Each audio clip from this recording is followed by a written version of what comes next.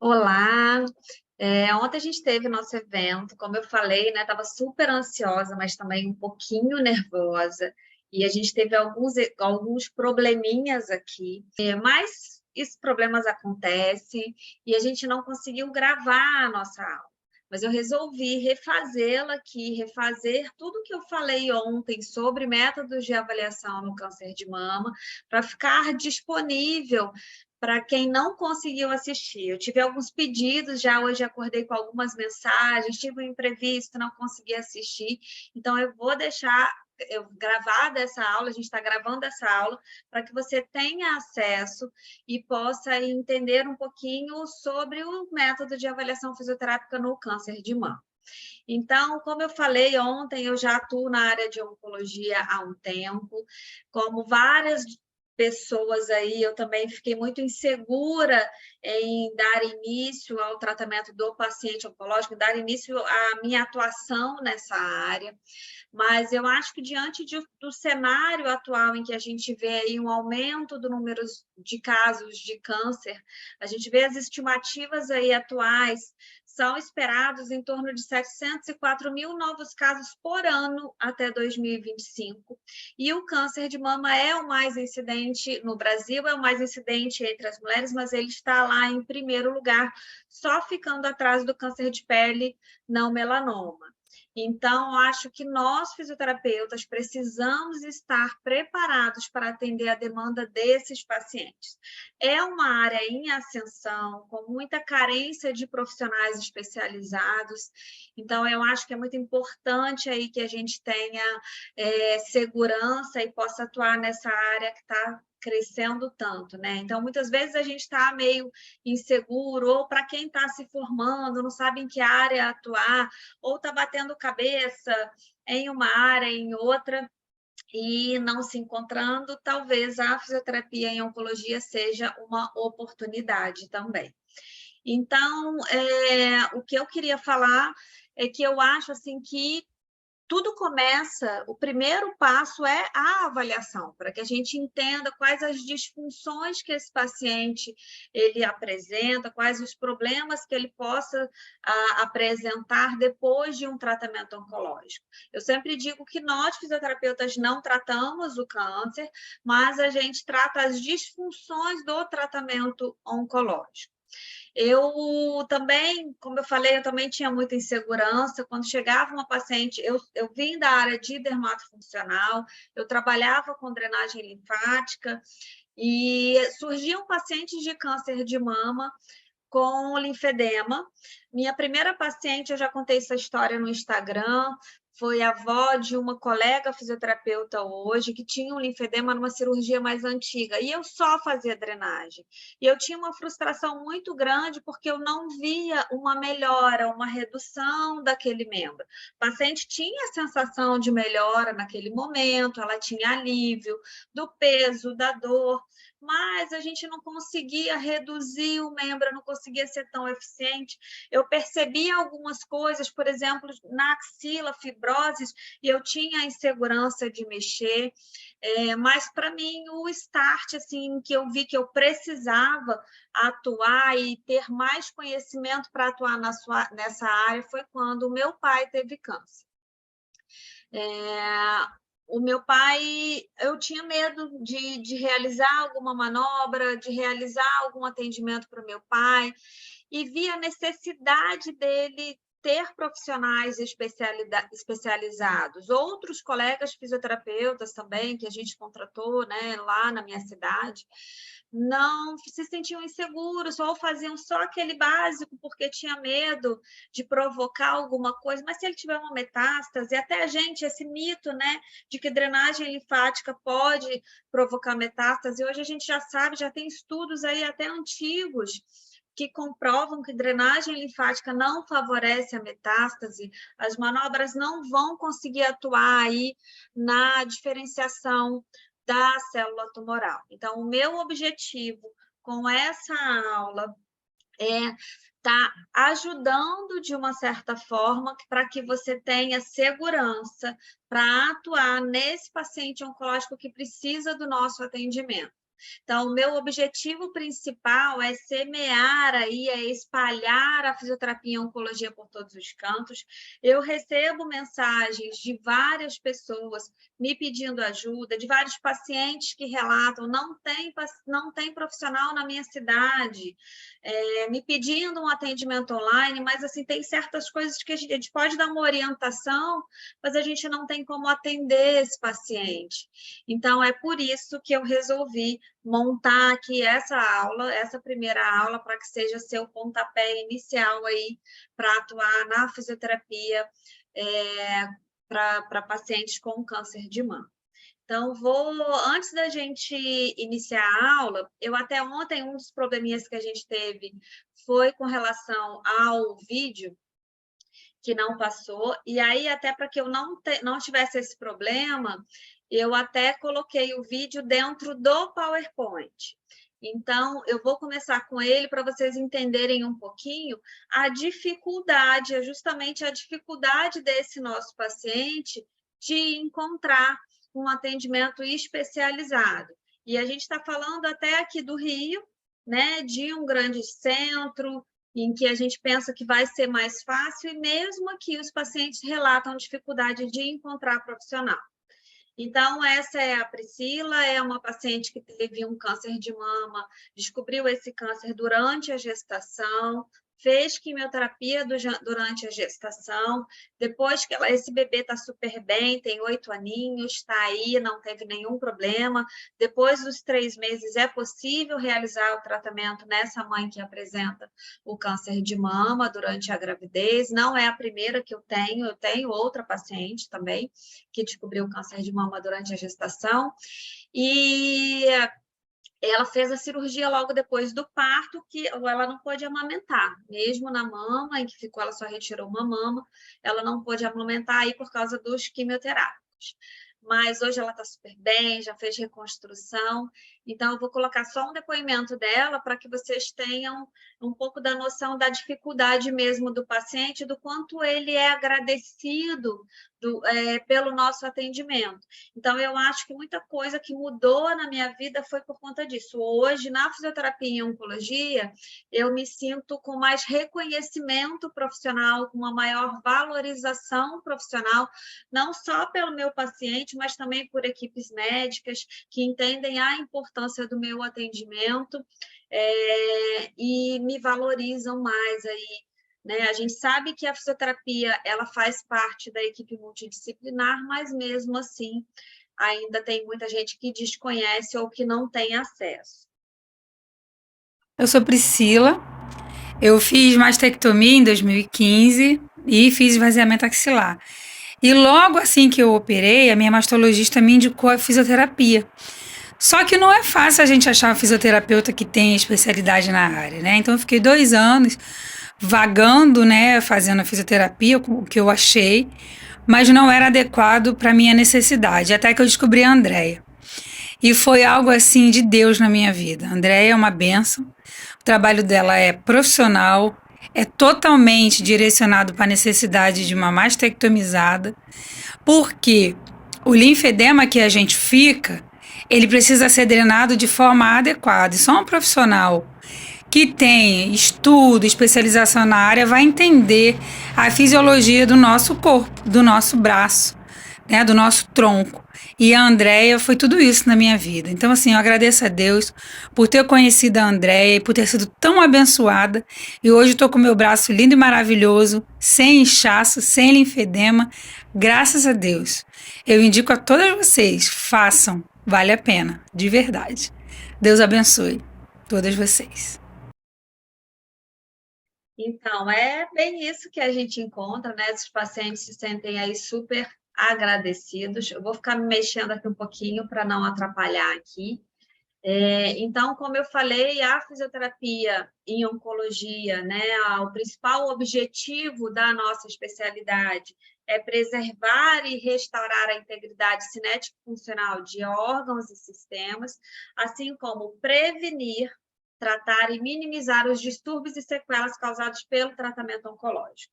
Então, eu sempre falo que a fisioterapia Nosso maior objetivo é prevenir, principalmente, sequelas. O que a gente quer é tratar quando elas aparecem, mas a gente também atuar nessa fase de prevenção.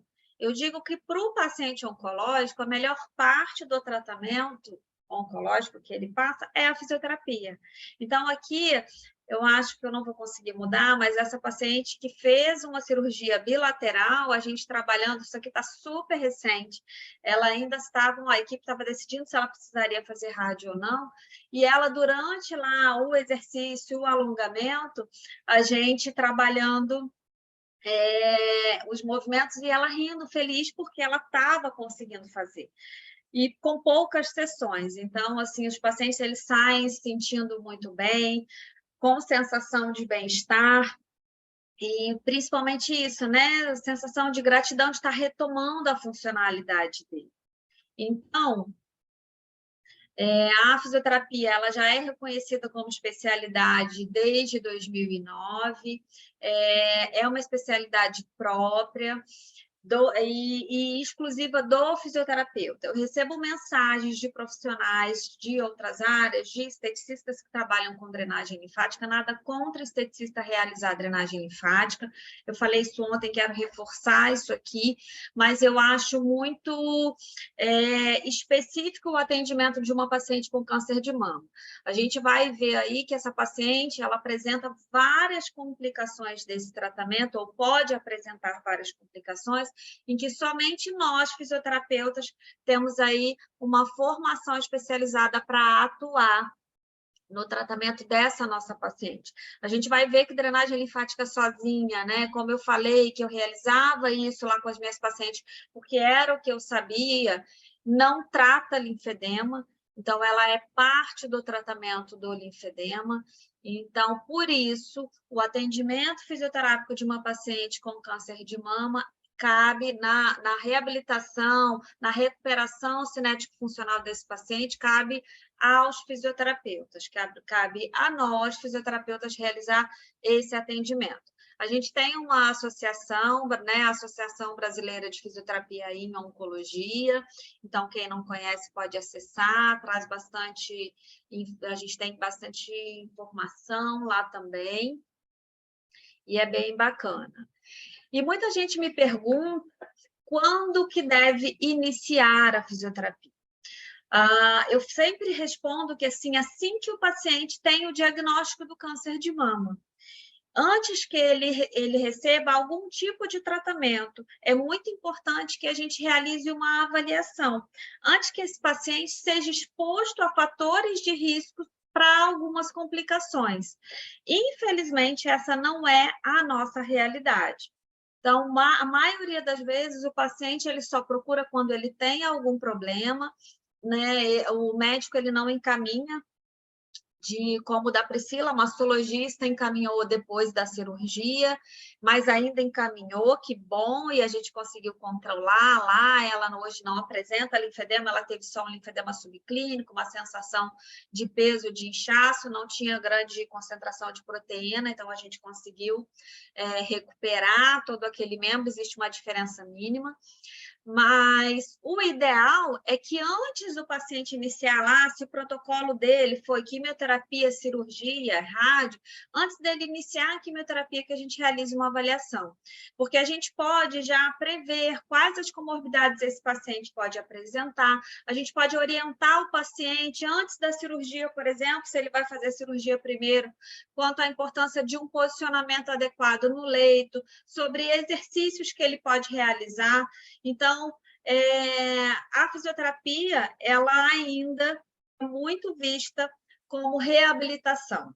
Então, normalmente, o paciente ele só procura a gente quando ele já está assim, com algumas complicações. E o nosso maior objetivo é evitar aí essas complicações. Então, aqui é uma paciente que veio, ela já está com as marcações da rádio, e ela só procurou porque ela quase foi impedida de fazer a rádio. Ela precisava ficar nessa posição para realizar a radioterapia, e ela não conseguia porque ela não tinha uma amplitude completa de ombro. Foi uma paciente que, orientada pela equipe de cirurgia plástica, na orientada, né, ela foi orientada que deveria ficar com o braço parado, não mexer o braço, e hoje a gente já tem comprovações científicas de que a gente pode realizar o movimento sem nenhum problema, nenhuma complicação que vai acontecer por causa disso, muito pelo contrário, a gente evitaria, por exemplo, esse quadro dessa minha paciente aí.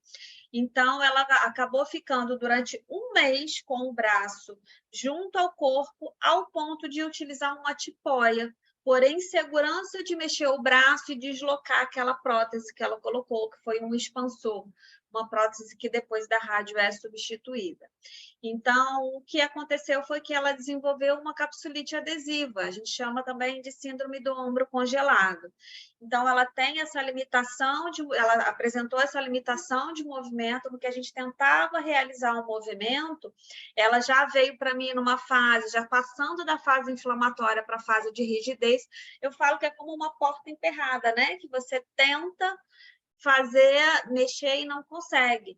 Na capsulite, o que acontece, aquele processo inflamatório, ele deixa mais rígido, mais fibrosado, e vai fazer com que o nosso húmero esteja mais próximo ali da cavidade glenoide, sem ter o espaço para movimentar o braço. Então, realmente, tem ali um contato de osso com osso. A gente precisa fazer um trabalho todo de mobilização para recuperar esse movimento. Ela conseguiu fazer, veio para mim em todas as sessões, mesmo no período da rádio, ela não interrompeu. E essa outra paciente que já veio com o linfedema instalado, aqui a gente vê um quadro até de erisipela, e um linfedema bem grande, com bastante volume, principalmente aqui no antebraço. Essa paciente, nesse caso aqui, a gente não pode realizar o atendimento, ela precisa ser encaminhada para a equipe médica. Normalmente, eles fazem a utilização de antibiótico intravenoso, porque é um quadro de processo inflamatório de infecção, e aí a gente não vai realizar o nosso atendimento fisioterápico. Então, se a gente conseguisse atuar de uma forma precoce, provavelmente a gente conseguiria evitar aí essas dificuldades, essas comorbidades dessas pacientes. E aí aqui eu sempre digo, né, que a gente tem um resultado muito bom, mas ele não é o ideal, porque a gente poderia ter um resultado melhor para essa paciente, evitando aí toda a instalação desse quadro inflamatório, se a gente tivesse uma intervenção mais precoce. Então, quando que eu devo iniciar a fisioterapia? Modelo ideal, assim que tem o diagnóstico. Mas, infelizmente, não é muito a nossa realidade, nem a minha aqui. A maioria dos pacientes vem somente depois da cirurgia do câncer de mama, ou no período da quimioterapia se está apresentando aí muitas sequelas. Então, eu sempre digo que o principal passo para o sucesso fisioterapêutico começa na avaliação. É na avaliação que a gente vai identificar todos os problemas que esse paciente pode apresentar, todas as alterações cinético-funcionais que esse paciente possa ter. Então, é na avaliação que eu vou identificar tudo isso para que eu tenha um planejamento de sucesso, para que eu tenha um atendimento fisioterápico de sucesso para esse meu paciente, para que eu não tenha as frustrações lá, por exemplo, que eu tinha quando eu somente realizava a drenagem linfática manual. Então, quando a gente pensa na história da doença atual, é importante que a gente entenda, que a gente pergunte ao nosso paciente quanto tempo ele teve diagnóstico, para que a gente saiba se, assim que ele teve diagnóstico, se ele já iniciou o tratamento ou não, se ele ainda demorou a conseguir o tratamento, qual tipo de cirurgia, como eu falei, o ideal é que ele viesse antes, mas a maioria vem depois da cirurgia, então qual tipo de cirurgia que ele realizou, se foi uma cirurgia conservadora, se foi uma mastectomia, se essa paciente realizou já a reconstrução, qual tipo de reconstrução essa paciente realizou, se ela utilizou o dreno por muito tempo, às vezes o dreno ele traz muito desconforto na lateral do corpo, se ela realizou algum tratamento coadjuvante, né, que é a quimioterapia, radioterapia, se a quimioterapia dela foi antes da cirurgia ou se foi depois. Então, tudo isso é importante para que eu possa aí prever possíveis sequelas e tratar, já pensar em quais sequelas essa minha paciente pode apresentar. Quando a gente vai para o exame físico dessa paciente, ainda na inspeção, é importante observar se ela apresenta alterações posturais decorrentes do tratamento, ou se eu conseguir avaliar essa paciente antes, eu ver se ela já tem, antes da intervenção cirúrgica, por exemplo, alguma alteração postural, ou se ela já tem, por exemplo, uma bursite, uma tendinite, se a gente tem contato com a equipe médica, informar essa equipe médica, olha, essa minha paciente ela tem uma tendinite bem grande, a gente tentar tratar antes, não conseguir tratar, é possível, depois da abordagem axilar, reduzir um pouquinho a amplitude aqui da abdução dessa paciente, para a gente não forçar tanto. Então, tudo isso é importante para a gente prevenir aí sequelas nesse nosso paciente. Então, a gente deve avaliar toda a cintura escapular, né, o ombro, escápula, clavícula, dessa nossa paciente. A gente vai ver aqui, tem uma imagem que eu mostro bem, uma paciente que não realizou a reconstrução e que tem uma alteração postural bem grande. Se essa paciente ela apresenta, se ela já realizou a cirurgia, como é que está a cicatriz dela, se já visualmente eu já consigo perceber se é visível ali alguma decência, se está abrindo, né? Se eu percebo um aumento de volume naquela região, na palpação, avaliar a dor dessa nossa paciente, se ela tem pontos gatilho, se tem presença de edema, saber diferenciar o edema do linfedema. Muita gente confunde ainda edema com linfedema. Eu tenho profissionais médicos que me encaminham pacientes com diagnóstico, vem prescrito lá, paciente apresenta linfedema em membros inferiores, e aí eu vou ver uma insuficiência venosa crônica, uma insuficiência venosa congestiva, e não é linfedema. O linfedema, ele é mais duro, ele é mais rígido. O sinal de cacifo no linfedema, num estágiozinho mais avançado, é negativo, não faz aquele buraco. Ele tem mais concentração de proteína, o edema é líquido. Então, essa paciente, por exemplo, que vem com diagnóstico de linfedema em membro inferior, o fato dela elevar a perna, a gente vê uma redução daquele volume. No linfedema, você não vê. O paciente pode ficar com a perna, a gente falando num estágio mais avançado, né? Aquele linfedema bem duro, não tratado inicialmente, ele pode ficar com a perna levantada o dia inteiro, que não vai adiantar. No caso da paciente de câncer de mama, ela pode ficar com o braço levantado, que não vai reduzir o volume, é preciso tratar. Então, verificar se esse paciente na área da cirurgia apresenta seroma, que são aquelas áreas de flutuação.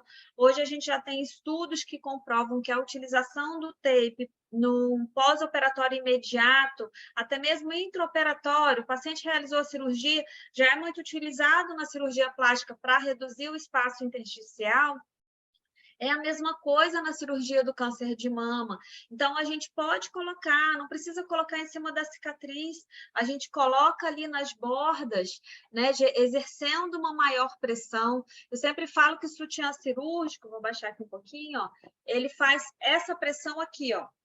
Mas ele não pressiona em cima, ele não pressiona aqui do lado. Se essa paciente realizou, por exemplo, uma mastectomia e tirou aquela mama, a gente ainda tem o volume da outra mama, que não deixa que o sutiã faça uma compressão ideal aqui. Então, eu utilizo o tape, ou eu utilizo os pads, que são almofadinhas, que é possível comprar no mercado, mas eu mandei fazer para essa minha paciente. Então, eu também priorizo muito um atendimento humanizado aqui na clínica. Eu gosto de acompanhar esse paciente tentando ajudar de alguma forma. Claro que é o meu trabalho, eu cobro a minha sessão, mas eu acho que a gente também tem que ter esse olhar humanizado de se envolver de uma forma a ajudar esse nosso paciente, né? Claro que não é se envolver trazendo problemas, sofrimentos, até porque eu recebo esse meu paciente muito feliz e tendo a sensação de que eu vou trazer algum conforto, algum alívio para ele. Então, avaliar também se ele apresenta aderências na cicatriz, na área de cirurgia, se ele fez radioterapia, se ele apresenta, se ele não fez nenhuma mobilização, nenhum atendimento fisioterápico, se ele tem aderência pós-radioterapia, a temperatura da pele pós-rádio também fica alterada. Naquele caso, por exemplo, do linfedema, aquela pele toda vermelha, com certeza aquela paciente ela estava com alteração de temperatura. E no exame funcional, a gente avaliar a mobilidade desse nosso paciente, a amplitude de movimento, o arco de movimento do ombro, né? Se ele consegue fazer abdução, elevação, a extensão também, se ela consegue ali atuar o sutiã, como é que está o quadro de força muscular dela, como é que está a sensibilidade dessa nossa paciente na região da cirurgia. É muito comum ter alteração de sensibilidade nessa área aqui e nessa parte interna do braço. Isso pode ser transitório, mas também pode ser uma sequela definitiva para esse nosso paciente. Normalmente, quando volta em torno de até 2 anos, volta aí essa alteração. Então, falando da história da doença atual, né, dos tipos de cirurgia em que esse nosso paciente passa, ele pode ter cirurgias conservadoras ou cirurgia, a mastectomia. Na cirurgia conservadora, não é só quadrantectomia, quadrante é maior. Hoje existem cirurgias ainda menores. Com a evolução da cirurgia, da avaliação do linfonodo sentinela, se esse paciente teve abordagem axilar para avaliar o linfonodo, é importante a gente perguntar qual o número de linfonodos que foram retirados. A gente sabe que quanto maior o número de linfonodos, mais chance esse paciente tem de apresentar alguma complicação ali para linfedema, mas também para a síndrome da rede axilar, que são aqueles cordões de fibrose. Quando a gente traciona a pele do paciente, a gente vê o cordão, e às vezes esse paciente tem limitação de movimento porque ele tem cordão axilar. E se você manipula e consegue romper o cordão, porque é um vaso linfático que não tem mais função, retiram os linfonodos e aqueles vasos que chegam e que saem aderem à parede do nosso tronco, da nossa axila, de algum tecido, e a linfa que está dentro dele, com muita concentração de proteína, ocorre também uma fibrose ali, ela fica enrijecida. Então, quando você puxa, é igual um cordão duro mesmo, e aí a gente rompe. No que a gente rompe esse cordão, todo mundo tem medo de ter dor, mas não dói, traz muito alívio imediato para o paciente e ele consegue executar lá o movimento. Tem uma paciente que fez um depoimento, depois eu vou contar um pouquinho da história dela. É uma paciente recente, ela está aqui comigo só há 2 semanas, e ela fez questão, quando eu comentei sobre o nosso evento aqui, sobre o curso, ela falou, eu faço questão de dar o meu depoimento, e eu coloquei ele aqui no finalzinho também. Então, a gente tem, né, além da quadrantectomia, que já pega uma área maior, a gente tem a incisão ampla, que são cirurgias menores, se retira uma área ali com margem de segurança, mas não precisa chegar ao ponto de ser um quadrante, ou a lumpectomia, que é só uma areazinha bem menor do tumor, daquela lesão. Mas, por exemplo, às vezes lesões in situ com diagnóstico precoce. Então, quando a gente fala lá sobre o aumento do câncer e a incidência do câncer de mama, apesar dele ser muito incidente, as chances de cura do câncer de mama são muito grandes, até por conta hoje das campanhas aí para diagnóstico precoce. Então, a gente tem pacientes aí com chances de cura de até 95%. Então, é muito importante que a gente esteja preparado para atender essa paciente. Então, como que vem uma paciente para mim e fala assim, eu não consigo levantar o ombro, mas olha, eu tive um câncer de mama. Então eu não vou te atender. Não pode isso, a gente tem que estar preparado para atender essa paciente. Se essa paciente realizou já a reconstrução, qual foi o tipo de reconstrução dela? Ela utilizou, está aqui em cima, ó, o expansor, que na reconstrução definitiva é muito utilizado, que é uma prótese temporária, ou se ela fez uma reconstrução tardia com a técnica de rodar retalho do grande dorsal ou do reto abdominal. Se essa paciente fez com reto abdominal, provavelmente, no futuro, quando ela vai, assim, né, vai ficando mais velha, ela pode apresentar alterações posturais, problemas na coluna, porque tira ali um lado do reto abdominal, roda com esse tecido e traz para a área da cirurgia. Quando é feita com reto abdominal, na maioria das vezes não precisa nem de prótese, o próprio volume do músculo e da pele daquela região consegue reconstruir a mama. No grande dorsal, ela é sempre acompanhada com prótese. Aqui eu tenho até a imagem, para vocês verem como é grande, né? Uma cirurgia grande. Aqui já tinha retirado o retalho do grande dorsal, é feito um túnel, eu não posso tirar a pele dessa área e colocar para outra, porque teria necrose. Então, roda o músculo por dentro, é feito um túnelzinho para sair lá na mama onde quer colocar. Porque fibras desse músculo vão levar a vascularização para esse tecido. O grande dorsal, ele recebe vascularização de cima e de baixo. Então, quando tira esses feixes musculares, uma parte desse músculo, o resto do músculo, que não tem mais a ligação com aquele pedacinho, ele está recebendo de alguma outra área e a vascularização. Tá? Então, mas são cirurgias grandes, não percebo aí alterações motoras por causa de mexer no músculo, mas é preciso que a gente trabalhe, que a gente mobilize aquela região da nossa paciente. Aqui, ó, já terminaram a cirurgia, essa foi uma cirurgia que eu pude assistir, e aí a gente já está vendo aqui, ó, tudo fechadinho, com a prótese, isso aqui, ó, é o dreno. Então, esse dreno fica um monte de mangueira lá dentro, o paciente fica doido para tirar isso, e às vezes nessa área do dreno fica ainda com dor, então a gente tratar a dor dessa nossa paciente também. Verificar aí se esse paciente fez ou vai fazer a quimioterapia, se a quimioterapia dele vai ser neoadjuvante, o que é isso? É quando ela acontece antes da cirurgia. O objetivo da quimio neoadjuvante é reduzir o tamanho do tumor para diminuir a cirurgia, para que essa cirurgia não seja tão agressiva. Então, porque muitas vezes a gente fica na dúvida, né? Por que esse paciente fez primeiro químio, depois cirurgia, depois rádio? Por que a outra já fez cirurgia para isso também? E isso vai depender do estágio do câncer daquela paciente, do tumor. A gente diz estadiamento, né? Como é que é visto isso, estadiamento? Vai depender, a gente fala TNM, do tamanho do tumor, do número de linfonodos comprometidos e se tem metástase à distância. Então, modifica, varia o tratamento de acordo com o estadiamento da doença desse paciente. Então, o que eu estou falando aqui não é que a gente precisa entender especificamente de cada medicaçãozinha aqui do quimioterápico, mas o que elas podem causar ao nosso paciente. E quando ele chegar para você e te falar assim, olha, eu fiz quimioterapia porque o paciente, ele entende. Né? Ele pode nem saber muito o que ele está falando, mas ele repete isso. Olha, eu fiz quimioterapia neo e eu fiz cirurgia, porque ele quer mostrar que ele entende, e você entender.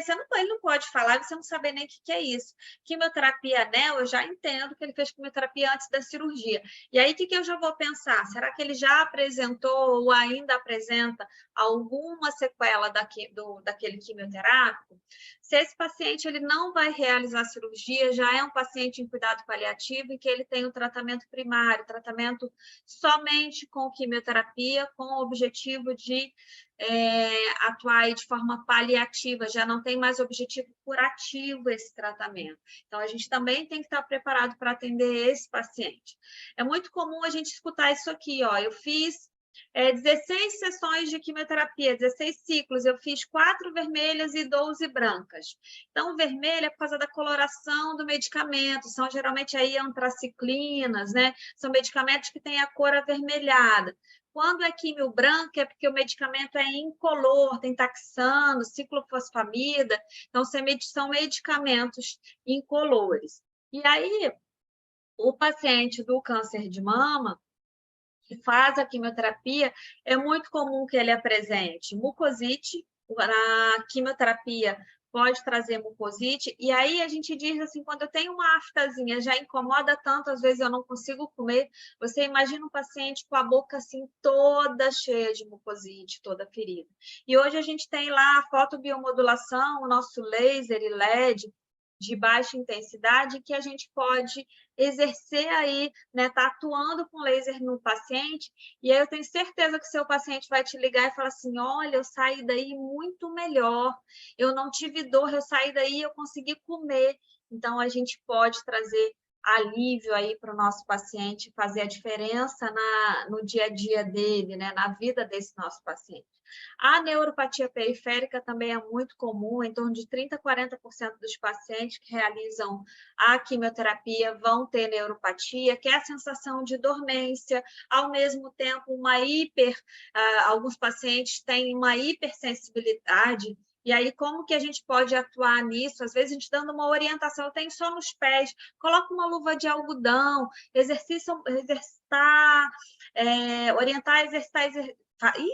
realizar exercícios ali com os pés para mobilidade dos dedos, puxar uma toalhinha, atuar nessa área, no trajeto dos nervos, mobilizando esse tecido. A fadiga oncológica também é muito incidente. Orientar esse paciente a realizar exercício, não tem outro tratamento para o paciente oncológico que tem fadiga a não ser realizar exercício. Às vezes a gente orienta, olha, é importante que você faça, pelo menos começa 10 minutinhos, ai, mas eu não tenho, eu estou cansada, até para levantar da cama, eu vou ter que caminhar, eu não vou aguentar. Então, a gente insistir, a gente mostrar para ele, né, que é importante, que só a atividade física vai fazer ele sair desse quadro. Então, eu sempre falo com os pacientes, desce no seu play ou em volta da sua casa, anda 10 minutos num ritmo. No dia seguinte, você começa com 15 e vai tentando, eu tenho uma bicicleta, faz a bicicleta, você vai ver. E aí a gente vai vendo a mudança de comportamento aí desse nosso paciente quando ele retorna, dele falar assim, nossa, como me ajudou, como eu senti diferença. Esses dias eu recebi uma paciente que estava com um pouco de fadiga, já tinha feito químio, fez cirurgia e ia fazer rádio. Ai, não, André, só vou fazer depois da rádio. Eu falei, não, vamos começar agora.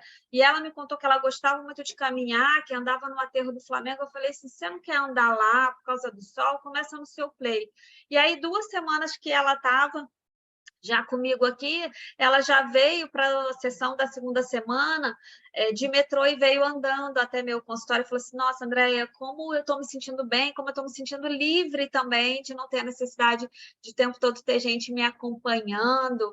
Então, eu acho que é muito importante aí, às vezes, simples orientações a gente pode modificar a vida desse nosso paciente. Dor articular também é muito incidente, e em pacientes que realizam quimioterapia, determinados quimioterápicos trazem aí muita dor articular, não só a que eu falei mais da quimio e da rádio, vou falar da rádio, mas também a parte de hormonioterapia.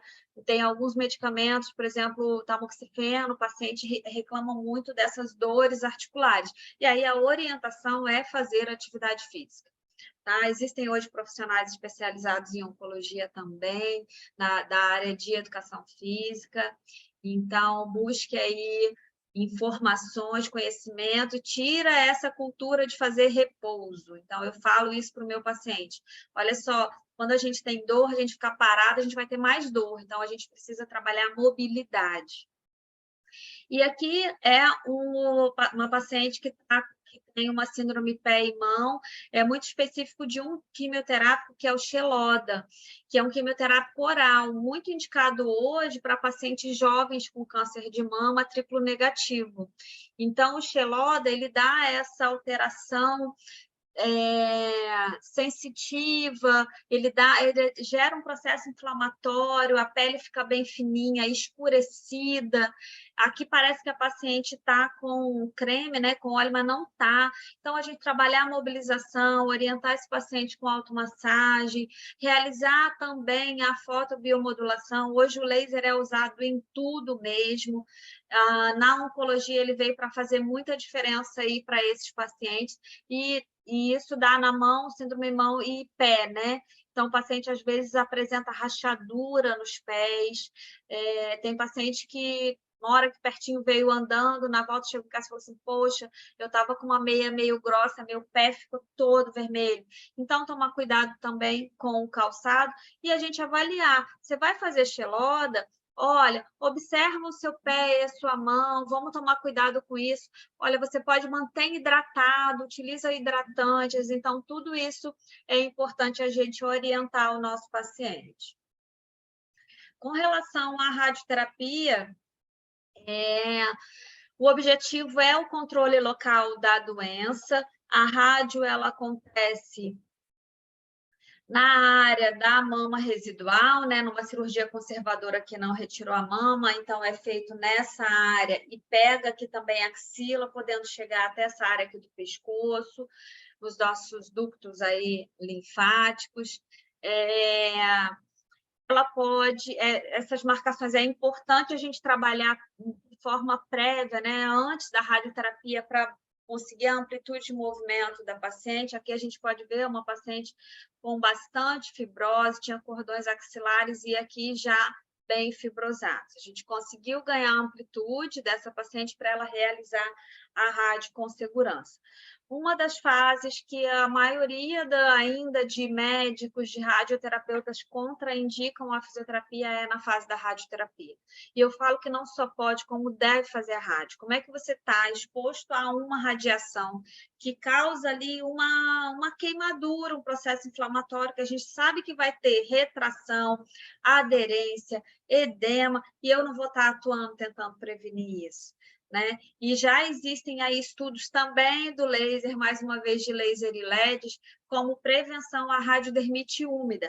Aqui, ó, a gente tem uma radiodermite seca, ela está com uma descamação seca, aqui estava nas últimas sessões, não chegou a ser úmida, foi uma paciente que teve uma contratura da cápsula, né? Quando a cápsula ela fica rígida e pressiona essa prótese, fazendo ela subir, mas a gente conseguiu manter aí a qualidade da pele dessa paciente depois. Então, a gente conseguiu que ela não ficasse com uma aderência na prótese.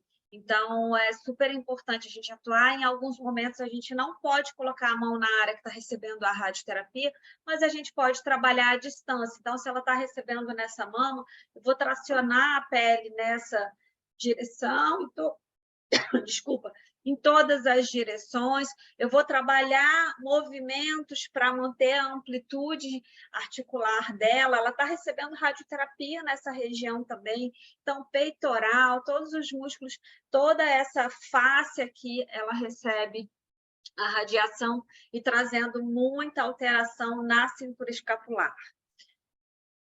Aqui um caso de câncer de mama em homem, a gente sabe que é mais raro, somente em torno de 1% do câncer de mama que ocorre em homens, né? Esse daqui não é um paciente meu, eu nunca tive nenhum paciente de câncer de mama masculino, tá? E aqui edema também, é muito comum edema em mama residual e até linfedema. A gente tem linfedema em mama também, no tronco, não necessariamente só no braço, é aquele aumento de volume que você aperta, ele é duro, rígido, aperta, aparecem esses furinhos também sem a gente estar apertando, é o aspecto de casca de laranja. Então, tem pacientes que tiram uma parte, por exemplo, realiza uma quadrantectomia e aí vem depois de muito tempo, fez todo o tratamento, fez rádio, fala assim, olha, mas eu tenho a sensação que essa mama que é menor é mais pesada que a outra. Muito por causa dessa fibrose que ocorre e do linfedema na mama. Às vezes ela nem tem aquele aumento tão grande do volume, mas a gente tem, ela tem uma sensação de peso naquela região. Aqui a contratura, muito comum na rádio, mesmo por isso hoje é utilizada uma prótese temporária, não é colocada o silicone, né? A prótese de silicone já definitiva. E aqui, quando a gente vai avaliar o paciente numa inspeção, a gente olhar as alterações posturais, aqui é a paciente que eu falei lá no início, que não fez a reconstrução, ela tem até uma mama maior aqui, né? Uma paciente que já tinha feito até uma cirurgia uma mamoplastia, mas com a utilização de prótese, ela tinha uma mama grande, e aí tem todo esse desequilíbrio da biomecânica dessa paciente. Então, é uma paciente que já tem um tempo que realizou a cirurgia, ela fez pelo SUS e ainda não fez a reconstrução. Apesar de ser garantido por lei o direito à reconstrução, muitas pacientes não têm acesso, têm dificuldade de ter aí a reconstrução, de realizar a reconstrução da mama. Aqui, um paciente com alteração postural, só para a gente exemplificar, né, que é importante a gente visualizar esse paciente como um todo, não olhar ele só de frente. Às vezes, você está com uma redução, uma diminuição ali da amplitude de movimento, você fica trabalhando o tempo inteiro só aqui peitoral, esses pacientes reclamam muito aqui, ó, da dor no grande dorsal. Então, a gente liberar essas musculaturas, trabalhar toda a cintura escapular, é importante a gente planejar isso para esse paciente ter uma recuperação da função dele. Aqui, né, a gente vendo uma decência, também podemos usar o laser. Quando eu tenho feridas maiores, aí eu já passo para a equipe de enfermagem que trabalha com feridas. Quando é só um pontinho, eu vou lá, faço o laser para a gente ajudar esse paciente. E muitas vezes a gente vê ali já melhorando a vascularização naquela área, fica vermelhinho na hora. Então, a utilização do laser em paciente oncológico, em feridas, é muito bacana. E falando da palpação, avaliar pontos de gatilho, avaliar o linfedema. Aqui eu estou fazendo uma pinça na pele dessa paciente. A gente tem para avaliar aí se ele tem um cacifo, né, que é aquele que a gente pressiona que dá um buraquinho. Então, é importante a gente fazer a palpação nesse paciente, verificar se ele tem aderências.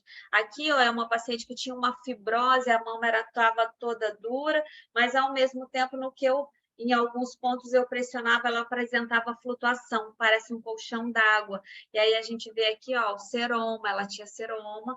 E aí, nesse caso, na maioria das vezes, o seroma, a gente pode utilizar o taping, exercer uma compressão, mas muitas vezes tem indicação de fazer a punção, que é feita pelo médico. E aqui um linfedema, que a gente só de olhar já vê, mas quando a gente pega, a gente vê esse tecido todo endurecido.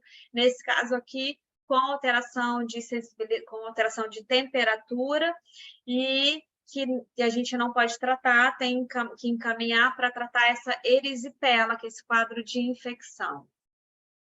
E aí, quando a gente vai avaliar o exame, né, funcional desse paciente, é importante que a gente veja a amplitude de movimento dele, se ele está limitado, se ele não consegue executar o movimento, o que pode ter acontecido com esse meu paciente? A gente viu o caso dessa daqui, que foi a síndrome do ombro congelado, mas não é o mais comum, isso é raro. A gente sabe que qualquer processo inflamatório na articulação pode causar a síndrome do ombro congelado, principalmente se o paciente ele fica em imobilidade.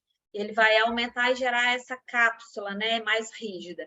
Mas é muito comum que seja por alterações musculares, uma contratura ali de peitoral, de grande dorsal também, que está deixando mais rígido, de toda a cintura escapular, mas também, ó, aqui ó, a gente fazendo o teste, eu peço o paciente para apoiar na parede, fazer como se fosse uma flexão, a escápula alada, que é uma lesão do nervo torácico longo. O trajeto dele, ele desce lá da nossa cervical, passa ali por baixo da clavícula, e ele é que dá a função responsável pela função do serrátil anterior, que realiza a estabilização da escápula.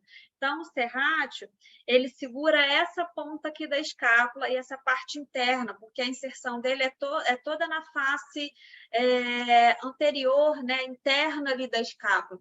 Então, ele segura a escápula nesse movimento, mantendo ela aderida ao tronco, evitando que ela faça esse abaulamento.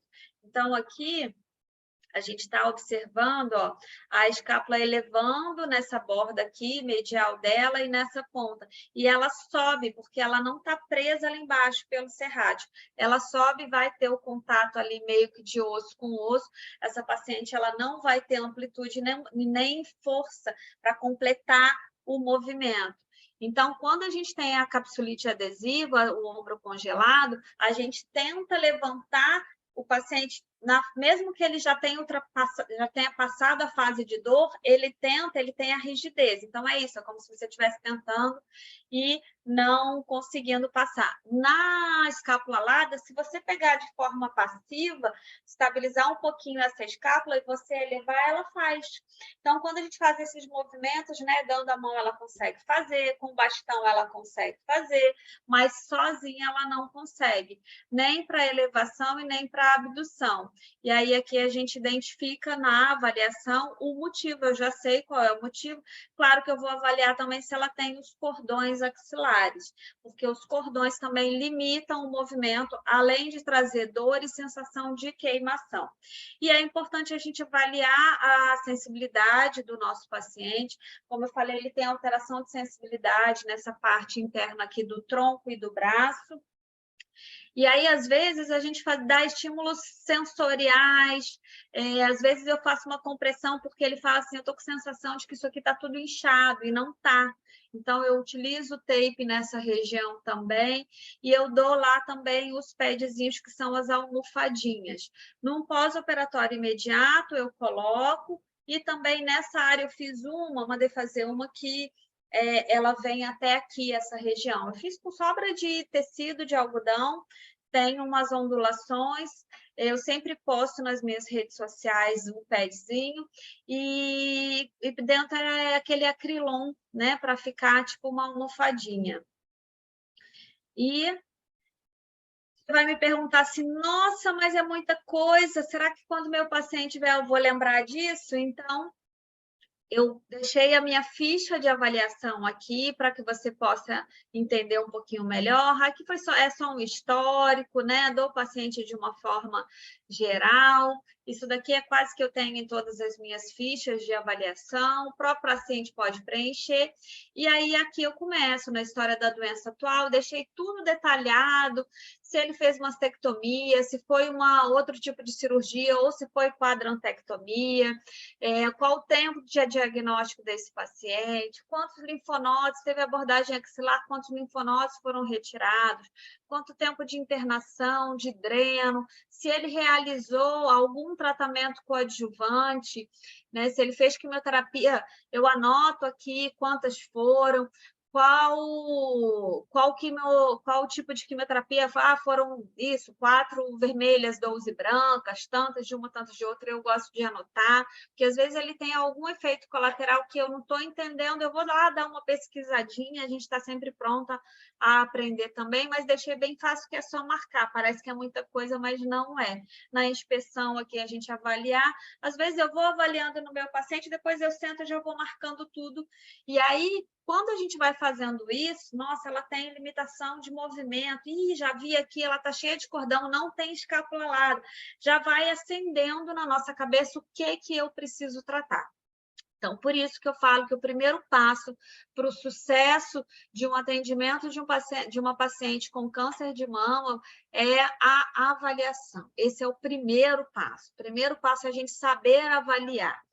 E se ela tem edema, linfedema, como é que está o tônus dela, o trofismo, as condições da cirurgia, se a cicatriz está fechada ou está aberta, na palpação, onde que ela tem dor. Claro que aqui pode ter mais alguma coisa, né? Eu quis só enumerar para ficar mais fácil, sintam-se à vontade para mudar a ficha. No exame funcional dessa minha paciente, eu vou avaliar se ela tem, vou marcar aqui, não sempre eu uso o goniômetro, tá? Eu vou meio do olhômetro mesmo. Claro que quando a gente precisa de dados aí para algum estudo, um relato de caso, é importante ser mais preciso. Hoje a gente tem até aplicativo de goniômetro no celular, né? Mas eu vou meio no olhômetro. E ela chegou a 90. Ela nem chegou a 90, 45, põe mais ou menos 45 graus, então eu gosto de avaliar, verificar a força, eu marco aqui a alteração de sensibilidade desse meu paciente, se é o lado direito, se é o lado esquerdo, e se ela apresenta linfedema, eu deixei aqui para facilitar a perimetria. Então, eu vou marcando, eu gosto de colocar a data, nas evoluções eu vou, quando eu trato um paciente de linfedema, a gente tem que fazer medições sempre, claro que não é todas as sessões, mas se for numa fase de tratamento inicial do linfedema, em que você quer redução do membro, você vai verificar toda semana mesmo. Muita gente fazia essa perimetria utilizando borda superior do acrômio. Eu hoje utilizo essa linha do antebraço, e aí eu vou 7, 14, 21 para cima, e aí aqui, ó, esse começou para baixo, né? Eu começo aqui 7, 14, 21 para baixo, botei a setinha para baixo e para cima para facilitar. Claro que às vezes o paciente tem um braço curto, eu só faço 7, 14. E a gente sempre compara um lado com o outro. E aí, dali, eu vou dar o meu diagnóstico fisioterapêutico, paciente com linfedema, mas apresenta síndrome da rede axilar, e eu já consigo fazer um planejamento de como tratar o meu paciente. Então, como eu falei, esse é o primeiro passo para um atendimento fisioterápico de sucesso. E eu sempre digo que o erro mais comum do fisioterapeuta na avaliação da paciente com câncer de mama é não entender todas as fases do tratamento oncológico desse nosso paciente, né? Todo o tratamento oncológico e suas fases. Então, eu não preciso entender, de repente, o porquê da químio, mas mesmo assim acho importante, né, a gente entender se é com o objetivo de reduzir ou de tratar de forma sistêmica, é um tratamento que é sistêmico,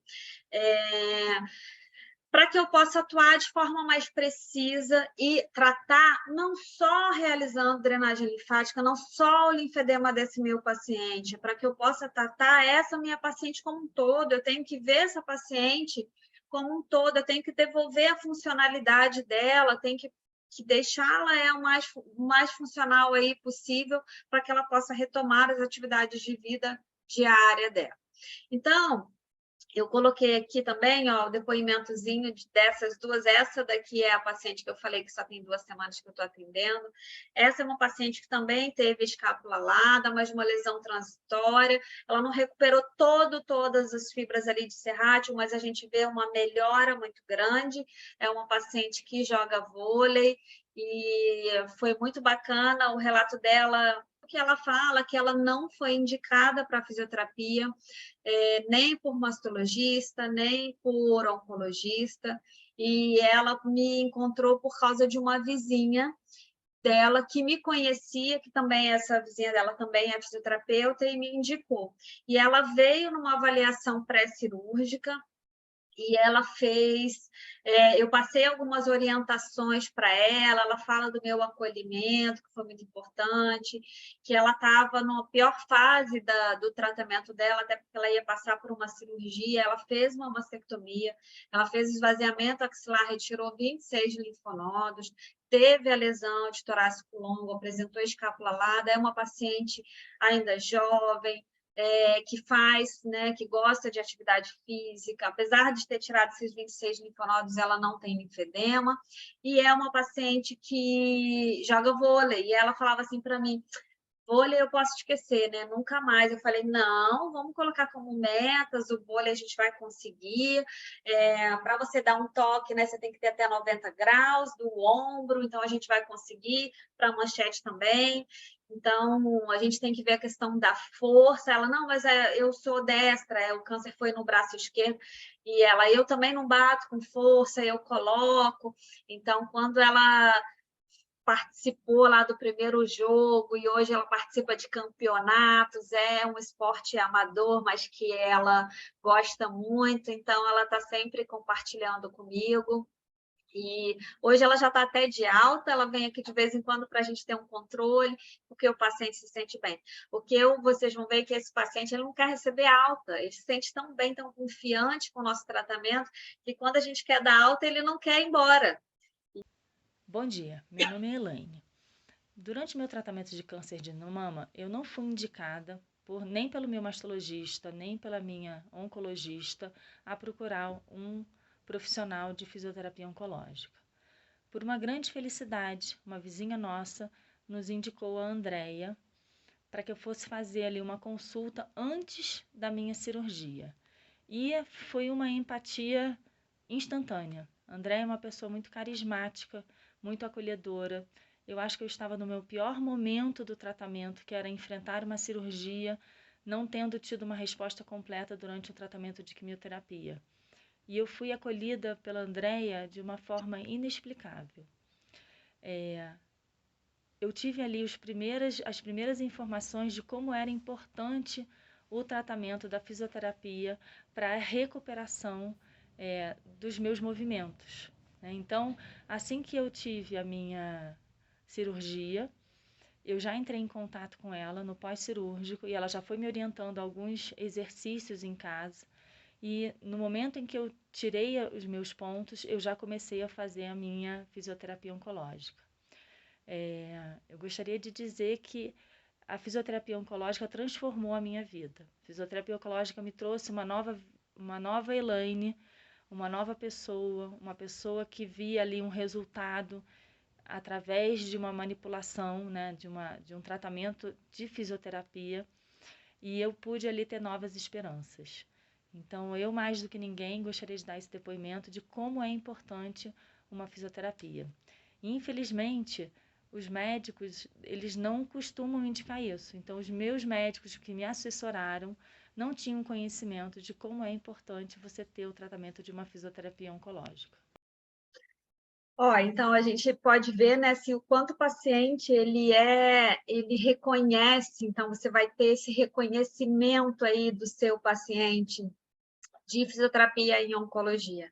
Então eu falo que muitas vezes eu fico até emocionada porque a gente assim se sente mesmo fazendo diferença na vida de alguém, né? Então é muito bacana.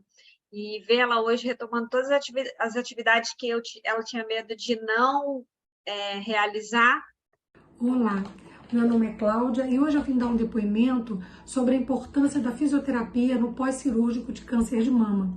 Eu fiz uma cirurgia conservadora com retirada de linfonodos e alguns dias depois eu comecei a sentir muita ardência na axila, repuxando, dor e sem a movimentação do meu braço. Eu não conseguia nem fazer 90 graus, nem colocar o meu braço a 90 graus. E a minha cirurgiã me orientou para fazer a fisioterapia com a doutora Andréia Calçadas, por ela ter conhecimento, né, nessa parte oncológica. E foi maravilhoso. Logo na primeira sessão eu consegui voltar, né, com o movimento do meu braço. Na segunda sessão eu já estava praticamente com todo o movimento do meu braço. É claro, fisioterapia tem que dar continuidade, né? Principalmente que eu vou fazer rádio e eu preciso da fisioterapia enquanto estiver fazendo também a rádio, né? Mas hoje eu vim aqui agradecer muito, muito, muito a doutora Andréia, que é uma profissional maravilhosa, excelente, competente e de uma empatia que se vê pouco hoje em dia. Então eu vim aqui hoje para agradecer muito. Obrigada. Bom, acabei interrompendo no finalzinho, que ela só estava me enchendo de elogios. Mas é isso mesmo, gente. O paciente ele fica assim com a gente, ele fica super feliz, ele tá ali com aquele problema. Poxa, eu já passei por um câncer de mama, ainda vou ficar sem mexer o braço. Então, antigamente era muito visto isso. O paciente, sinta-se feliz, eu tirei seu câncer. Mas hoje não é mais assim, né? Não precisa ser mais assim. Então, essa paciente tem que ter acesso ao nosso atendimento com segurança, para que a gente passe ali, devolva, a funcionalidade desse nosso paciente. Eu não vou passar dessa última, eu vou colocar depois, né? Gente, eu acho que vou ter que colocar, porque senão ela vai ficar triste comigo, né? Porque ela fez isso. Deixa eu colocar rapidinho, mas essa daqui eu vou contar uma história dela. Eu montei um curso no período da pandemia, de orientações para pacientes oncológicos, para pós-cirurgia, para falar para esses pacientes que estavam passando pela cirurgia e não tinham acesso à fisioterapia por causa de estar tudo fechado, né? E aí eu resolvi, até também queria alguma coisa para fazer, como todo mundo, eu estava em casa, preocupada, como é que vai ser. E aí ela fez o meu curso, ela fala isso, deixa eu ver se está muito grande. Está grande. Eu vou deixar, depois eu envio esse vídeo para mostrar para você. Mas então, assim, o que eu queria falar é que eu quis trazer aqui o primeiro passo. Claro que para eu falar de cada um do tratamento desses pacientes, seria preciso a gente ter aí numa live só, eu não consigo, então seria preciso a gente falar por mais tempo, a gente poderia falar aí uma semana inteira, né? Vários dias sobre todos os tratamentos, como eu faço. Por isso que eu te convido a entrar numa jornada comigo sobre os segredos da fisioterapia no câncer de mama, onde eu vou te passar aí de forma bem objetiva, do jeito que eu gostaria que tivessem passado para mim de uma forma mais clara, mais direta, e que muitas vezes a gente recebe vários cursos aí com um número de aulas teóricas muito grande, mas quando chega na prática não tem isso tudo tão detalhado. Então eu quis fazer exatamente como eu gostaria que fosse, né, que eu gostaria de ter acesso. Eu utilizei aí como modelo os pacientes que tiveram câncer de mama, para que você possa aprender na prática aí o atendimento de uma paciente com câncer de mama. Eu vou ver se eu consigo compartilhar um pouquinho aqui a tela do curso, para que vocês possam ver como que funciona o curso, como que a gente montou. Deixa eu ver aqui. Isso, aqui é o curso. Ele é composto de vários módulos, então aqui a gente tem, né, os módulos de módulo 1, fisioterapia e oncologia, onde a gente fala um pouco sobre a incidência, fala de uma forma geral aí sobre o câncer, quando que a gente deve iniciar a fisioterapia, a gente vai falar sobre a abordagem oncológica, esse tratamento complementar, né, coadjuvante, que é a quimioterapia, a rádio, a hormonioterapia. Eu falo um pouquinho de cada uma delas, o porquê lá sobre. A gente vai falar sobre o estadiamento do câncer, por que a diferença aí de orientações de protocolos seguidos por cada paciente. Aqui a gente fala já dos efeitos colaterais, aqui eu já entro um pouco, né, no como a gente na fisioterapia pode atuar nesse paciente, a gente vai falar da fadiga, da mucosite, as principais complicações da cirurgia, seroma. Eu faço um relato de caso muito bacana, de uma paciente que teve um tumor bem grande, isso a gente às vezes não vê muito na prática, um tumor com ulceração, uma paciente que às vezes demora muito a chegar num atendimento do tratamento, né, ter acesso ao tratamento do câncer de mama. E aí a gente já começa falando do edema e linfedema, toda a parte teórica. Eu não quis colocar somente no linfedema de membro superior, eu quis abordar aí de uma forma geral, então não se assustem porque vocês vão ver lá a imagem de uma perna, mas isso foi proposital. Eu falei sobre o tratamento de edema e linfedema, porque com certeza os pacientes que sofrem com linfedema, mas por um linfedema primário ou por algum outro tipo de câncer, ele vai procurar você, profissional que está habilitado a atender o linfedema de um paciente oncológico. Nos módulos práticos, como eu falei, a gente aborda muito sobre com pacientes oncológicos, a gente fala sobre a limitação do movimento, eu explico muito bem também sobre a escápula alada, por que isso acontece, alguns exercícios que a gente pode trabalhar. Eu vou passar aqui só para vocês terem uma ideia, não vai ter áudio. Eu vou colocar aqui sobre essa paciente, mostrando um pouquinho Deixa eu colocar aqui da avaliação, né? Só para a gente ter uma ideia. Não sei se vai passar o áudio. Aqui, ó, eu já abri essa aula antes, então eu mostro como eu faço a avaliação dessa paciente. Aqui a gente vê as alterações posturais, né? Eu vendo a paciente, ó, a amplitude de movimento, identificando por que ela tem uma limitação no movimento, a gente vê os cordões de fibrose, como que eu trato isso, eu demonstro os testes. a mobilização de todo esse tecido, é uma paciente de uma mastectomia radical. Então, assim, está tudo muito detalhado. Deixa eu mostrar só aqui, ó, que todo mundo tem muita curiosidade com relação ao enfaixamento compressivo, né? Aqui a aula de tratamento do linfedema. Já falei aqui, drenagem linfática não trata linfedema. Então, só para vocês conhecerem um pouquinho. Aqui eu fazendo, deixa eu ver aqui, o enfaixamento nessa paciente, eu mostro todo o material que eu utilizo, o porquê da gente realizar dessa forma, deixar o membro todo cilíndrico. Então, é bem importante que a gente consiga aí realizar a terapia física complexa para a gente que tenha o tratamento, né, o sucesso no tratamento do nosso paciente com câncer de mama. Depois do enfaixamento, a gente realiza lá os exercícios, formas de adaptar os pads que eu falei. Então, tudo isso está no curso bem detalhado, bem descrito. A gente vai ter aula aí, tem alguns casos clínicos, alguns módulos extras. Eu quis incluir também o lipedema. Tem muita gente que ainda não conhece sobre o lipedema, eu falo sobre ele. O tratamento dele também consiste em drenagem linfática.